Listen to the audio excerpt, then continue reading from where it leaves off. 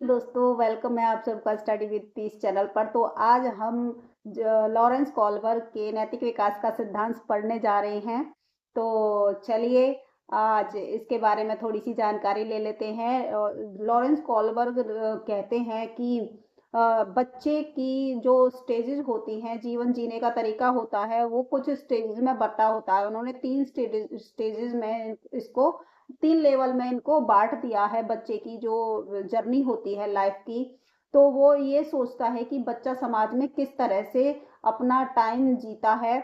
और उन्होंने एक कहानी के थ्रू ये भी बताया कि एक हिंज नाम का व्यक्ति है, उसकी पत्नी बीमार हो जाती है, तो वो डिलिमा में पड़ जाता है, वो दुविधा में फंस जाता है। अब वो ये सोचता है, पहले उसके पास जितना पैसा होता है, हिंज के पास अपनी बीमार पत्नी के इलाज में सारा पैसा वो लगा देता है। उसके बाद जब वो उसकी पत्नी फिर भी ठीक नहीं होती, तो उसे इलाज के लिए दवाई की जरूरत पड़ती है। तो वो स्टोर पे जाता है, दवाइयों के स्टोर पे जाता है और उनसे कहता है, विनती करता है कि मुझे कुछ टाइम के लिए उधार दे दीजिए दवाइयाँ, मैं आपका पैसा बाद में लौटा दूंगा। लेकिन वो नहीं मानता। तो वो सोचता है कि क्या मैं दवाइयाँ चोरी कर लूँ, मेरी पत्नी का जो बचना भी बहुत ज़रूरी है। लेकिन फिर वो सोचता है कि चोरी करना तो बहुत बुरी बात है, अगर मैं चोरी करूँगा तो समाज में मेरी इमेज खराब हो जाएगी, लोग मुझे बुरा इंसान कहेंगे। और अगर मैं चोरी नहीं करूँगा, दवाई नहीं ले जाऊँगा, तो मेरी पत्नी मर जाएगी और वो उसको मैं बचा नहीं पाऊँगा। तो मेरी पत्नी सोचेगी कि मैं उसके लिए अपना फर्ज पूरा नहीं कर पाया। तो वो इसी दुविधा में, इसी डिलेमा में फंसता रहता है। वो कभी कर है, अच्छे के बारे में सोचता है, कभी बुरा सोचता है कि चोरी करे या ना करे। इसी दुविधा में वो फंसता रहता है। अब इसके बाद जब अगर अगर वो चोरी कर लेता है, हिंज मान लो सोचते हैं कि हिंज अगर चोरी कर लेता है, तो वो सबसे पहले ये सोचता है पहली स्टेज में कि अगर वो चोरी कर लेगा तो उसे दंड मिलेगा, उसे पुलिस पकड़ कर ले जाएगी। और अगर वो अपने स्वार्थ के बारे में सोचता है, तो वो सोचेगा कि अगर मैं चोरी करके अपनी दवाई पूरी कर लूंगा तो मेरी पत्नी मेरा साथ देगी, है ना। फिर दूसरी स्टेज में वो सोचता है कि अगर मैं चोरी कर लेता हूँ तो ये नियमों के विरुद्ध है, जो समाज में नियम बने हुए हैं। अपनी पत्नी के लिए मैं अच्छा करूंगा तो वो मेरे बारे में अच्छा सोचेगी, अपनी पत्नी के नजरों में वो हीरो बन जाएगा। लेकिन अगर वो चोरी नहीं करेगा, तो वो समाज के लिए नियमों का पालन करेगा। जो समाज के हिसाब से ये नियम ऐसे हैं कि अगर किसी को नुकसान हो जाए, लेकिन नियमों का उल्लंघन नहीं करना चाहिए, उसको ये लगता है। फिर नेक्स्ट थर्ड स्टेज पे आके वो ये सोचता है कि अगर मैं चोरी करूंगा, देखो अगर चोरी करना समाज के नियमों का पालन करने से बड़ा बड़ा है किसी इंसान की जान बचाना। तो सबसे पहले इंसान की जान आती है, उसके बाद नियम होते हैं। तो वो ये सोचता है और वो चोरी करने के लिए सोच लेता है। फिर वो सबसे लास्ट में सार्वभौमिक स्टेज पे आता है और ये सोचता है कि कोई बात नहीं, भग सबसे पहले इंसान के बारे में सोचते हैं, हम अपने बारे में ना सोचकर दुनिया के बारे में सोचेंगे, दूसरे के बारे में सोचेंगे। दूसरे के बारे में सोचने के लिए अगर हमें अपनी जान भी देनी पड़े, हमें अपनी कुर्बानी भी देनी पड़े, तो हम देंगे। ठीक है। तो ये हो गई सार्वभौमिक स्टेज उसकी, इस तरह से वो सोचता है। और वो ये इस तरह सोचता रहता है। तो आप हमें बताइए कि हिंज को क्या करना चाहिए, क्या उसे चोरी कर लेनी चाहिए, क्या उसे चोरी नहीं करनी चाहिए।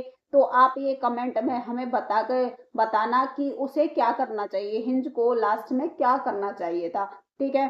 तो हम अपनी नेक्स्ट उस पे बढ़ते हैं। देखिए जैसे दिखाया गया है, ये थी यहाँ पे हिंज की कहानी, ये यहाँ पे हिंज की कहानी लिखी हुई है, आप लोग इसको पढ़ सकते हैं। ये देखिए यहाँ पे मैं आपको दिखाती हूँ।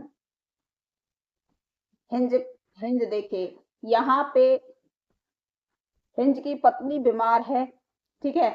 और वो दवाइयाँ लेने जाता है, लेकिन दवाई वाला उसको दवाई नहीं देता। वो सोचता है कि मैं दवाई चुरा लूं, तो वो सोचता है कि मैं दवाई चुरा लूं। लेकिन फिर वो सोचता है अगर मैं दवाई चुराऊंगा तो मुझे पुलिस पकड़ कर ले जाएगी। फिर वो सोचता है अगर मैं दवाई चुरा चुरा लेता हूँ तो मेरी पत्नी बीमार ठीक हो जाएगी। तो वो यही इसी डिलेमा में रहता है कि वो क्या करे, वो चुराए, चो चीज दवाई चुराए या ना चुराए।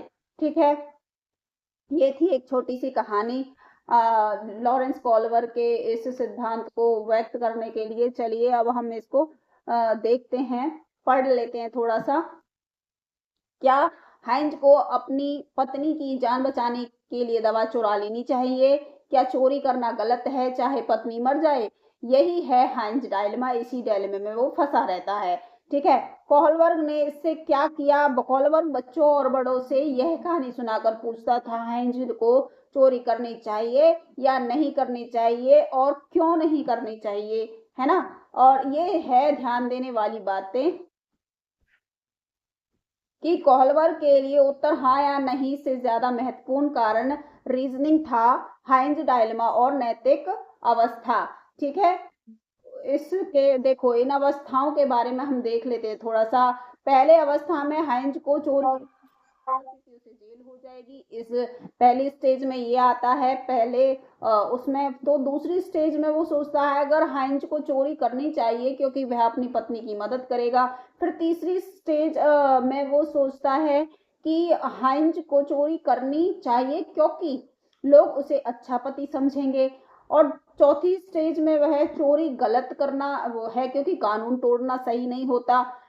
उसके बाद पांचवी स्टेज में आते आते वो सोचता है कि पत्नी की जान कानून से ज्यादा महत्वपूर्ण है, इसलिए चोरी सही हो सकती है, चोरी करना ठीक हो जाएगा, अपनी पत्नी की जान बचानी है। छठी स्टेज में आते आते वो कहता है मानव जीवन सर्वोपरि, इसलिए हाइंज का कर्तव्य है कि वो है अपनी पत्नी की जान बचाए।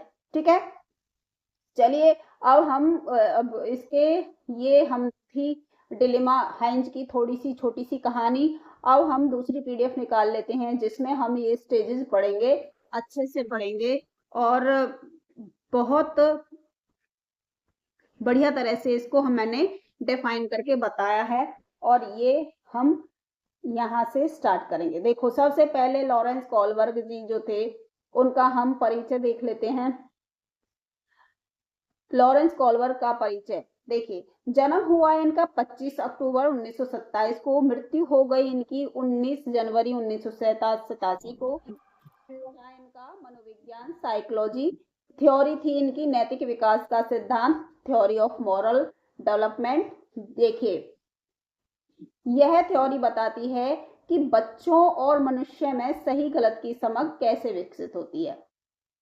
ठीक है, चलिए थोड़ा सा देख लेते हैं इस थ्योरी के बारे में। यह थ्योरी जीन पियाजे, देखो सबसे पहले क्वेश्चन आएगा अगर आप लोगों को ये पूछा जाए एग्जाम में कि सबसे पहले नैतिक विकास का सिद्धांत किसने दिया था, तो कॉलबर्ग जी नहीं थे वो जो जिन्होंने सबसे पहले नैतिक विकास का सिद्धांत दिया था। सबसे पहले नैतिक विकास का सिद्धांत दिया था पियाजे ने। जब पियाजे की ही इस नैतिक विकास से थोड़ा ये इम्प्रेस होकर इन्होंने इस नैतिक विकास को आगे बढ़ाया और कॉलबर्ग ने इन्हीं के नैतिक विकास पर काम किया और उन्होंने अपने तरीके से इसको डिफाइन किया। ठीक है, कॉलबर्ग की थ्योरी का मूल विचार था नैतिक विकास के साथ क्रमबद्ध यानी स्टेज बाय स्टेज होता है। हर व्यक्ति सभी चरणों से क्रम में गुजरता है, कोई भी चरण छोड़ा नहीं जा सकता। ठीक है, इन्होंने 3 स्तर यानी 3 लेवल दिए और 6 लेवल यानी 6 अवस्थाएं दी।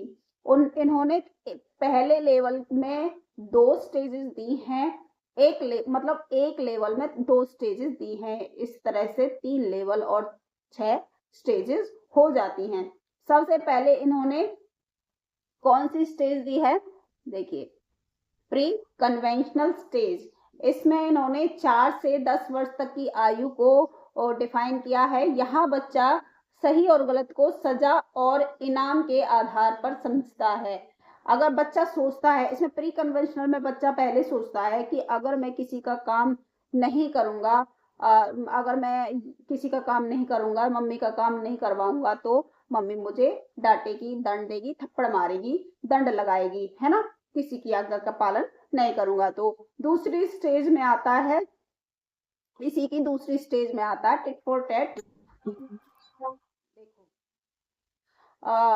उसमें ये है कि अगर स्वार्थी हो जाता है दूसरी स्टेज में बच्चा कि अगर तुम मेरा काम करोगे तो मैं भी तुम्हारा काम करूंगी, अगर तुमने मेरा नुकसान किया है तो मैं भी तुम्हारा नुकसान करूंगा, है ना। तो ऐसा हो जाता है दूसरी स्टेज में आते आते। देखिए, पढ़ लेते हैं इसको। सबसे पहले लेवल की पहली स्टेज, प्री कन्वेंशनल लेवल की फर्स्ट स्टेज कौन सी है? दंड और आज्ञा पालन अवस्था, पनिशमेंट एंड ओबीडियंस ओरिएंटेशन। ठीक है, क्या है? Punishment and obedience orientation.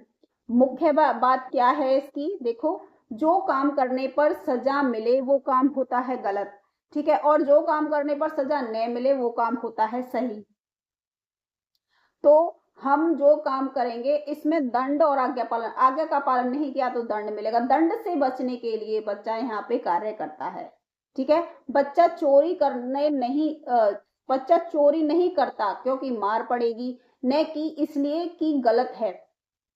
बच्चा किसी गलत काम को इसलिए नहीं करता क्योंकि उसको वो ये समझता है कि वो काम गलत है। वो ये सोचकर गलत काम नहीं करता कि हमें सजा मिलेगी, डांट पड़ेगी, पनिशमेंट मिलेगी, है ना। चलिए,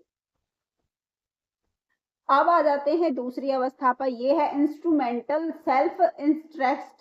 सेल्फ इंटरेस्ट ओरिएंटेशन। इसमें बच्चा स्वार्थी होता है, उसके साथ जैसा होता है वही दूसरे के साथ करता है। मतलब कोई उसे कोई चीज देगा तो वो भी उसे बदले में चीज देगा, अगर वो उसको कोई चीज नहीं देगा तो वो भी किसी को कुछ नहीं देगा। वो अगर उसको कोई मारेगा तो वो दूसरे को मारेगा, मतलब उसका कोई नुकसान करेगा तो वो दूसरे का नुकसान करेगा। इसमें टिट फॉर टैट की अवस्था होती है। कौन सी स्टेज होती है ये? टिट फॉर टैट, जैसे को तैसा करने की ये अवस्था होती है, स्टेज होती है, ठीक है। देख लेते हैं। अगर मुझे फायदा है तो मैं काम सही लेन देन की भावना से करूंगा। उदाहरण, बच्चा कहता है मैं होमवर्क करूंगा तो मुझे चॉकलेट मिलेगी। अगर वो किसी उसको कहते हैं ना कि कोई काम करेगा तो उसको ये काम मिलेगा, ये तोहफा मिलेगा, मतलब स्वार्थ से करता है, इनाम की भावना से करता है किसी काम को वो। अब आ जाते हैं दूसरी लेवल पर, कन्वेंशनल स्तर पर। कन्वेंशनल लेवल लगभग ये होती है 10 से इसमें 16 वर्ष दिखाया है, वैसे 10 से 13 वर्ष होता है ज्यादातर। 10 से 13 वर्ष में होती है सेकंड स्टेज जो होती है, सेकंड लेवल जो होता है ना। इसमें बच्चा इसमें थर्ड लेवल आता है, सॉरी थर्ड स्टेज आती है बच्चे की, अच्छा लड़का अच्छी लड़की, ये गोल्डन स्टेज होती है। ये इसमें बच्चा सोचता है कि मैं अगर दूसरों को काम की आज्ञा का पालन करूंगा, दूसरों का कहना मानूंगा, दूसरों के लिए अच्छा अच्छा काम करूंगा तो लोग मुझे मेरे लिए अच्छा अच्छा बोलेंगे, अच्छी अच्छी मेरे लिए बात कहेंगे, बड़ाई करेंगे मेरी, ठीक है। गुड बॉय गुड गर्ल की ये स्टेज होती है। इसमें क्या होता है? दूसरों को खुश करने के लिए सही काम, समाज की स्वीकृति महत्वपूर्ण होती है। तो वो समाज की जो स्वीकृति होती है महत्वपूर्ण होती है, समाज के नियमों को मानता है वो दूसरों को दिखाने के लिए, ठीक है। तो अगर मैं ये काम करूंगा तो सब मेरी प्रशंसा करेंगे, तो ये सोचकर बच्चा इसमें करता है। गुड बॉय गुड गर्ल की ये स्टेज होती है, गोल्डन स्टेज ये होती है, ठीक है। चलिए, इसमें क्या उदाहरण है? बच्चा ईमानदार बनता है ताकि लोग उसे अच्छा समझें। समझ गए। अब आ जाती है फोर्थ स्टेज में, क्या होता है? इसमें लॉ एंड ऑर्डर ओरिएंटेशन होता है। इसमें कानून की व्यवस्था, चाहे किसी का गलत हो रहा हो, चाहे किसी का कुछ भी बिगड़ जाए, लेकिन नियमों को तो मानना ही पड़ता है। नियम सर्वोपरि होते हैं इसमें, जो समाज के नियम है उनको मानना ही पड़ता है।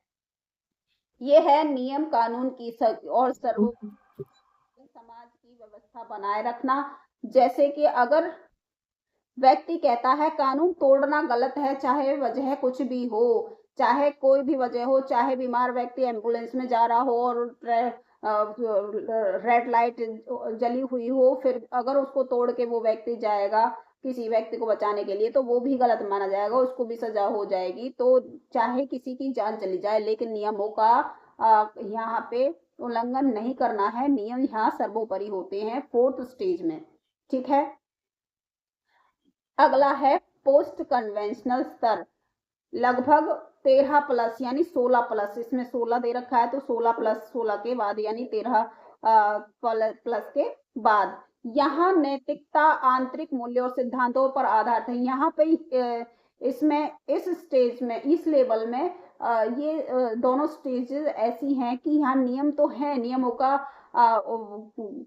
नियम तो मानने हैं ही, लेकिन वो नियम मानने इतने जरूरी नहीं है कि जिससे किसी की जान भी चली जाए। जान सबसे ज्यादा जरूरी होती है किसी को बचाना, चाहे रेड लाइट जली हुई हो तो बंदा अपनी एम्बुलेंस को वहां से लेकर निकल सकता है। कोई व्यक्ति बीमार पड़ा है और ज्यादा उसको जरूरत है डॉक्टर की, तो सीरियस हालत में है, तो वो रेड लाइट को पार करके जा सकता है। तो यहाँ पे नियमों का इतना मानना जरूरी नहीं है।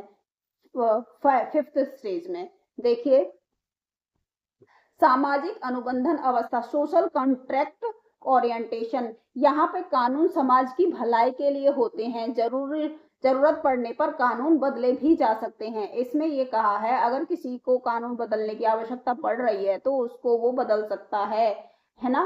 कोई कहता है अगर कानून गलत है तो उसे बदला भी जा सकता है।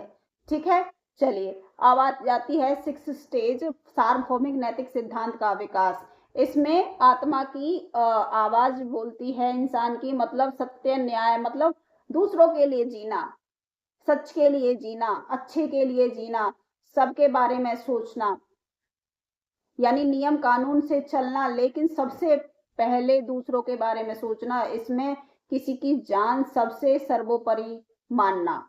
ठीक है, तो ये है सार्वभौमिक नैतिक विकास का सिद्धांत। आई होप आप लोगों को कॉलवर के नैतिक विकास का सिद्धांत, ये थ्योरी समझ में आ गई है। हिंज के डायलेमा, तर्क शक्ति। देखो, डायलेमा और तर्कना में मैं आपको दो चीजें होती हैं, डायलेमा और तर्कना, दुविधा और तर्कना। ठीक है, दुविधा होती है कि मैं ये काम करूं या ना करूं, उसको समझ नहीं आता मैं क्या करूं, और जब वो डिसीजन ले लेता है कि ये मैं काम करूंगा, मुझे ये काम करना चाहिए, वो होती है तर्कना। ठीक है, अगर क्वेश्चन में आ जाए, कोई स्टेटमेंट देता है और वो पूछता है कि बताओ ये कौन सी स्टेटमेंट है, तर्कना की है या दुविधा की है, तो आपको ये चीज समझ में आनी चाहिए। जब वो दुविधा में होता है, वो सोचता है कि क्या करूं क्या ना करूं, दुविधा में वो डिसीजन नहीं ले पाता, तो वो होती है डायलेमा, दुविधा। और जब वो डिसीजन लेने के लिए तैयार रहता है, डिसीजन ले पाता है, उस काम को करने के लिए सोचता है कि हाँ ये मुझे ये काम करना चाहिए, वो होती है तर्कना। तो आपको उस पर तर्कना लगाना है ट्रिक। ठीक है, तो ये हो गई दो नैतिक विकास की, कॉलवर की मॉरल डेवलपमेंट थ्योरी।